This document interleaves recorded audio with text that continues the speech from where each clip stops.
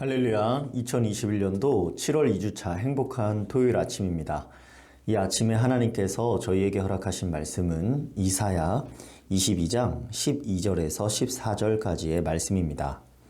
저희 다 함께 읽겠습니다. 그날에 주 만군의 여호와께서 명령하사 통곡하며 애곡하며 머리털을 뜯으며 굵은 배를 띠라 하셨거늘 너희가 기뻐하며 즐거워하여 소를 죽이고 양을 잡아 고기를 먹고 포도주를 마시면서 내일 죽으리니 먹고 마시자 하는도다.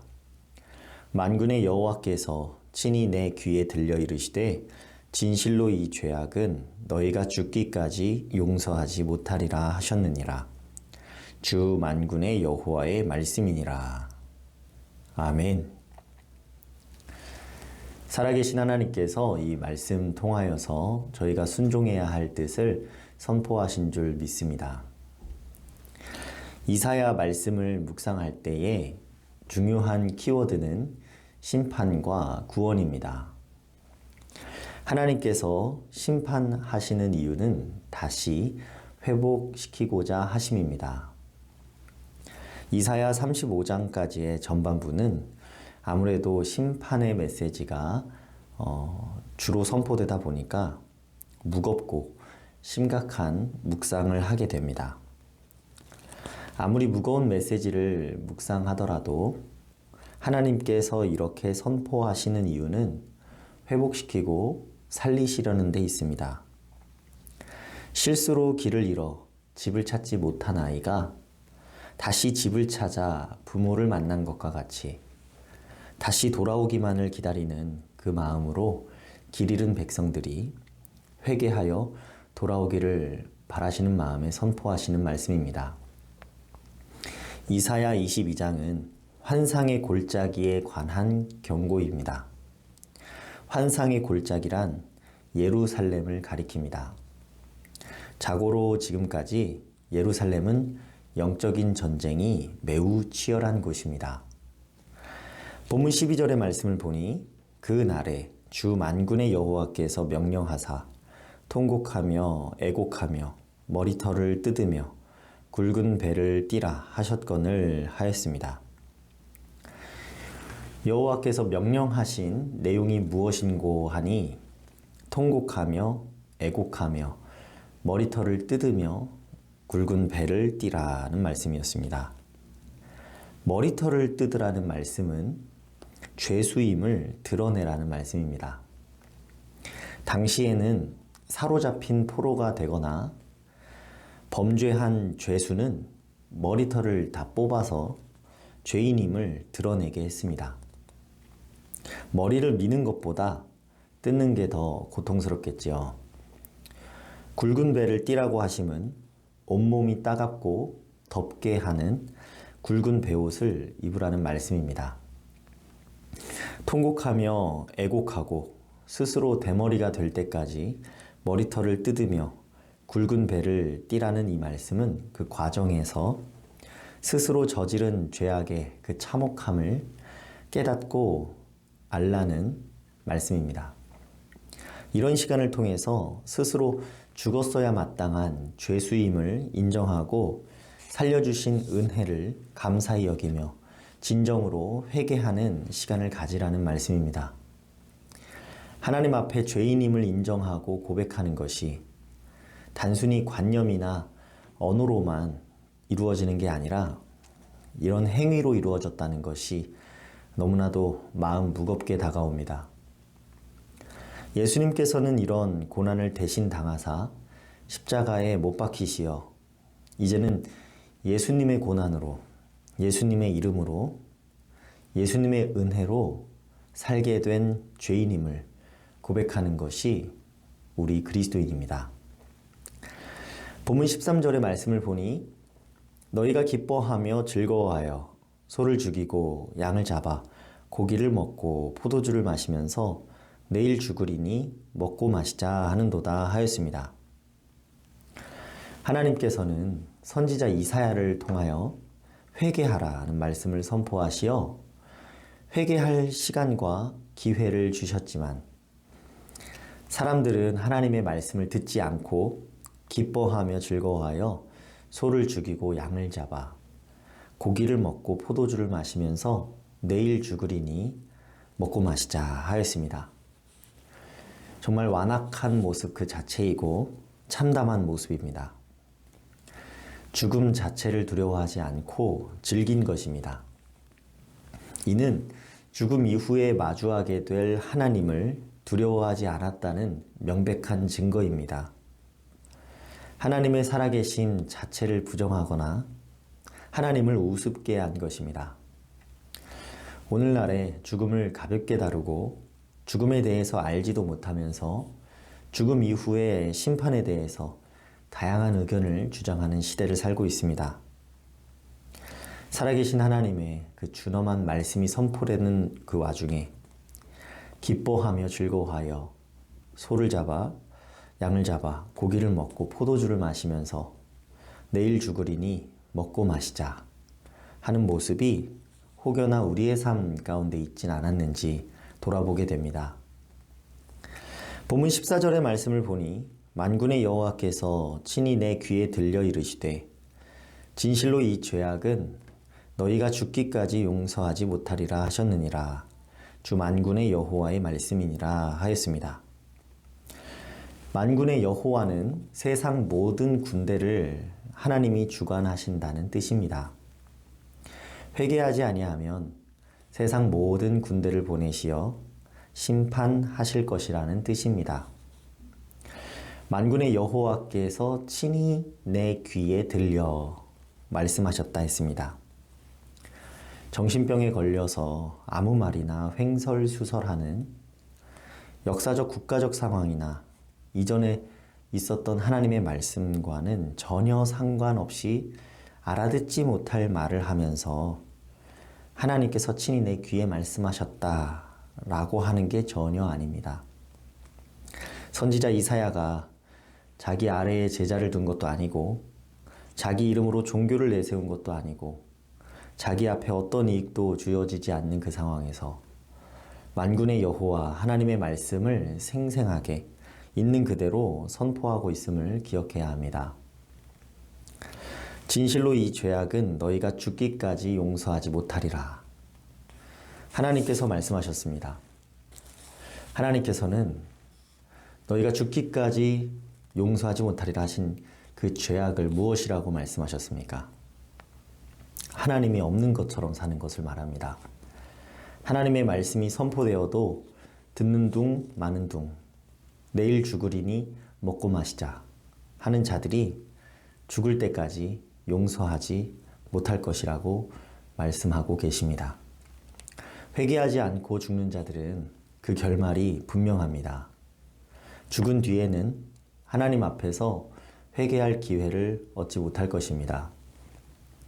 주신 말씀 통하여 깨닫게 되는 진리는 하나님께서는 하나님을 떠난 자들이 참회하기를 통곡하며 애곡하는 참된 회개를 바라신다는 하나님의 뜻을 묵상하게 됩니다.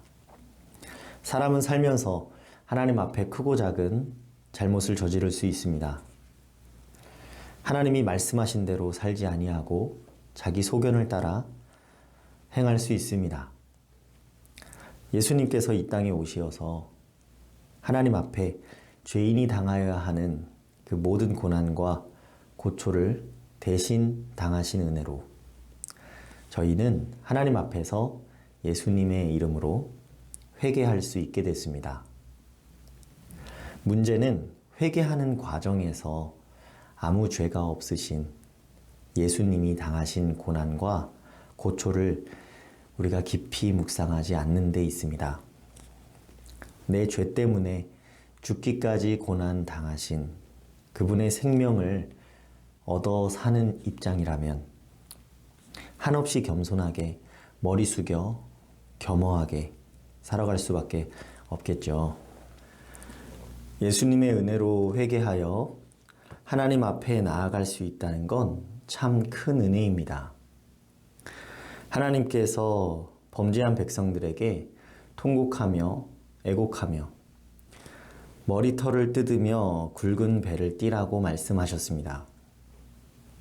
죄인이 회개하는 과정은 참으로 참혹했습니다. 이 말씀을 묵상하며 저희가 예수님의 고난과 그 은혜에 대해서 깊이 묵상하는 시간을 가지면 좋겠습니다. 마음이 교만해져서 조심스러워지지 못하고 경솔한 언행으로 타인을 배려하지 못하고 내일 죽으리니 먹고 마시자 하는 마음이 있었다면 우리 함께 회개하는 시간을 갖길 원합니다. 예수님의 이름으로 참회하고 주님 앞에 회개하면 용서하여 주심을 믿습니다. 예수님의 마음이 부어져서 오늘 더 사랑하며 살아갈 수 있도록 하여 주실 것이라고 믿습니다. 세상에서 가장 용납하기 어려운 사실이 자신의 죄를 인정하고 회개하는 일일 것입니다. 그러나 하나님 앞에 부족했었다는 걸 인정하고 겸손히 나아갈 때 더 좋은 것으로 채워주시는 은혜가 있을 것입니다. 오늘 기도하시면서 하나님과의 관계가 더욱 깊어지는 하루가 되시기를 소망합니다. 제가 기도하겠습니다. 회개하면 용서해 주시는 하나님 아버지 감사드립니다. 주신 말씀 통하여 하나님께서 죄지은 백성들이 돌이키도록 통곡하며 애곡하며 머리털을 뜯으며 굵은 배를 띠라고 명령하신 말씀을 묵상하였습니다. 하나님 앞에 교만히 행하며 회개하지 아니하고 진노하신 상황 가운데서 기뻐하며 즐거워하여 소를 죽이고 양을 잡아 고기를 먹고 포도주를 마시면서 내일 죽으리니 먹고 마시자 하는 일이 있었다면 이 시간에 회개하오니 용서하여 주옵소서. 참된 부요와 평안이 넘치도록 하나님의 나라 세워가시는 일에 우리의 범죄함이 방해가 되지 않게 하시고 은혜를 베푸사 회개하는 때에 긍휼히 여겨 주옵소서. 죄인이 당하여야 할 고난을 대신 당하사 구원하여 주신 예수님의 이름으로 기도드리옵나이다. 아멘. 오늘 함께 드릴 도구기도 제목은 미자립교회와 농어촌교회를 위하여서입니다. 첫째로 미자립교회를 위하여 미자립교회들이 하나님의 말씀을 담대히 증거하며 영혼을 살리고 세우고 온전케 하는 일에 초점을 맞추도록, 둘째로 농어촌교회를 위하여서 총회와 지역교회 차원에서 농어촌교회와 사역자들을 지원하는 체계가 세워져 사역과 생활에 어려움이 없도록 함께 기도해 주시기를 바랍니다. 이어서 기도하실 때 담임 목사님의 건강 회복과 육신의 연약함으로 치료와 회복에 전념하고 있는 우리 교회 식구들 위하여서, 생활이 어려움 가운데 있는 이웃들을 위하여서 코로나 전염병 사태가 하루라도 빨리 종식되기를 주신 하나님의 말씀을 붙잡고 각자의 기도 제목과 함께 기도하겠습니다.